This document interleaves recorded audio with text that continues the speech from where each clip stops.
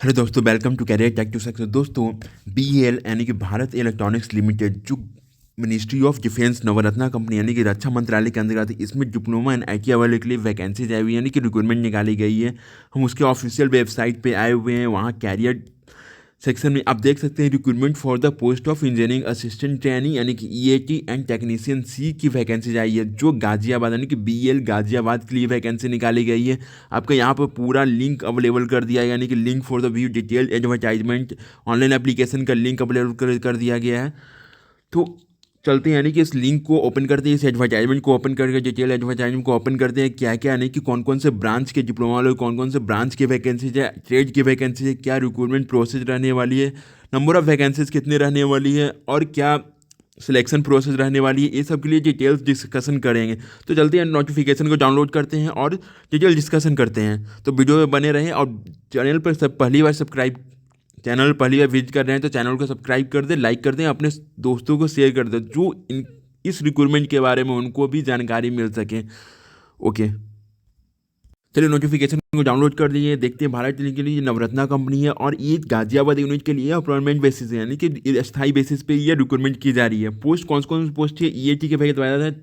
इसमें क्वालिफिकेशन क्या है, essential qualification 3 year diploma engineer होना चाहिए, जिसमें डिसिप्लिन ब्रांच जो है इलेक्ट्रॉनिक्स में 7 वैकेंसी है, इलेक्ट्रिकल में 3 वैकेंसी है, मैकेनिकल में 12 वैकेंसी है, जिसमें मैकेनिकल नंबर ऑफ वैकेंसी ज़्यादा है कुछ। यानी कि इसमें क्या है, यूआर में 3, ओबीसी में 3 और एससी में 3 या ईडब्ल्यूएस में 3 वैकेंसीज है। चलते हैं टेक्नीशियन सी में, यानी कि इसमें क्या है क्वालिफिकेशन, एसएससी यानी 10th प्लस आईटीआई होना चाहिए, 1 ईयर्स का अप्रेंटिसशिप सर्टिफिकेट होना चाहिए आपके पास।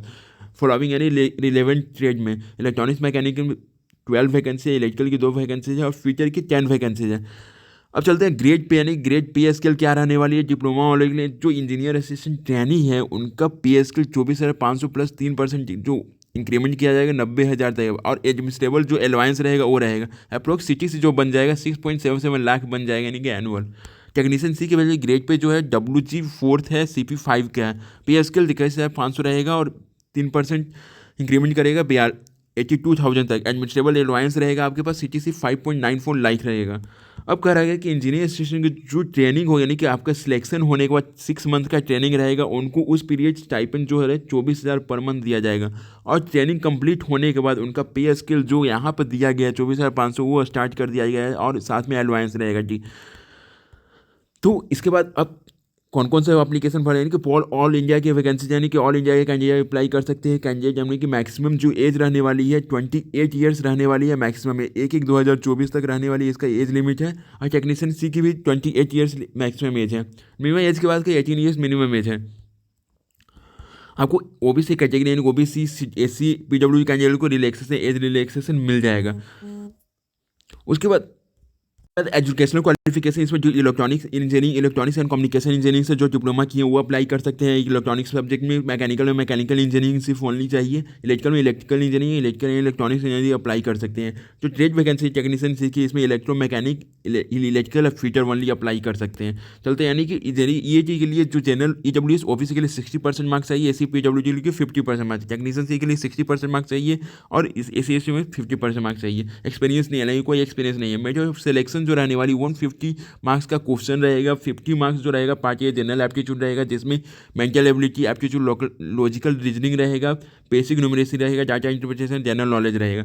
पार्ट 2 में टेक्निकल एप्टीट्यूड रहेगा, 100 मार्क्स का रहेगा, जिसमें टेक्निकल प्रोफेशनल आपका टेस्ट होगा, नॉलेज टेस्ट होगा, इसमें 100 मार्क्स रहेगा। अब रही बात मिनिमम क्वालिफाइंग में, जनरल ओबीसी EWS के लिए 35% मार्क्स दोनों में सेपरेटली, यानी पार्ट ए पार्ट 2 में दोनों में सेपरेटली 35% लाना आपका अनिवार्य है। ऐसे PW के लिए 30% पार्ट ए पार्ट 2 में लाना अनिवार्य, यानी कि दोनों में अलग अलग। पार्ट ए जो 50% मार्क्स का है और 100 यानी कि 100 मार्क्स जो पार्ट 2 में है उसमें दोनों में 30% लाना है, उसमें 35 जनरल ओबीसी के लिए 35% लाना है। रही बात क्या एडवांस क्या क्या मिलेगा, आपको पहले ही बता दिया। आपको सिलेक्शन होने के बाद जो EAT है इंजीनियरिंग असिस्टेंट ट्रेनिंग है, उनको 6 मंथ का ट्रेनिंग दिया जाएगा, 24,000 दिया जाएगा। और सक्सेसफुली ट्रेनिंग होने के बाद उनको पे स्केल, यानी कि उसमें बेसिक पे के साथ एडवांस क्या क्या मिलेगा आपको। जेएनएस एडवांस 30% एनुअल बेसिक रहेगा perquisite, reimbursement, medical expansion, group insurance, PF pension, is gratuity, ये सब रहेगा। अब रही बात एप्लीकेशन फ़ी की बात, एप्लीकेशन फ़ी कितना रहने वाली है। जनरल OBC EWS के लिए एप्लीकेशन 250 प्लस 80% GST, जो टोटल जो हो जाएगा 295 हो जाएगा। SC ST PWD ex serviceman के लिए कोई फ़ी नहीं लगेगा। फ़ी जो है नॉन रिफंडेबल है। और कैसे पेमेंट करना है, आपको SBI कलेक्ट कर दिया है, पूरा इंस्ट्रक्शन दिया हुआ है, पूरा स्टेप बाय स्टेप कैसे पेमेंट करें। www.onlinesbi.com पे जाना है, SBI कलेक्ट पे जाना है और अपना PSU जो BEL PSU non executive requirement के लिए जानना है। अब BEL के बाद नॉन एग्जीक्यूटिव रिक्वायरमेंट जगह जानना है, उसके बाद पेमेंट करना है। यानी कि SBI कलेक्ट रेफरेंस नंबर दिया जाएगा, रेफरेंस नंबर उसको इंटर करना है और एप्लीकेशन सबमिट करना है। अब रही बात ऑनलाइन एग्जाम ऑनलाइन होगा कि ऑफलाइन, लेकिन 90 नंबर जो ऑप्शन है धीरे धीरे यहाँ पर लिख दिया जाएगा not provision for rechecking revolution Omar seat, यानी कि इसमें लिख दिया है कि ओमर सीट को रिवॉल्यूशन रीचेकिंग के लिए प्रोविजन नहीं दिया गया है। मतलब ये जो पेपर होगा BEL की तरफ से रिक्रूटमेंट जो निकाली गई, इसका जो पेपर होगा ओमर बेस होगा, नहीं कि ओमर सीट पे होगा, नहीं पेपर मोड में होगा। रही बात इंपॉर्टेंट डेट की बात, इनकी इंपॉर्टेंट डेट जो है ये स्टार्ट जो होगा 1 जनवरी 2024 होगा, लास्ट डेट रहने वाली 31/1/2024 तक रहने वाली है लास्ट डेट। और रिटन टेस्ट का जो टेंटेटिवली बताया गया है फरवरी 2024 बताया गया है। तो आप अप्लीकेशन यानी कि आप एलिजिबल हैं फॉर्म के लिए, इस वैकेंसी के लिए, तो जरूर से जरूर फॉर्म को भरें। और चैनल पहले बार विजिट कर रहे हैं तो चैनल को सब्सक्राइब करें, दोस्तों को शेयर करें और लाइक करें। धन्यवाद।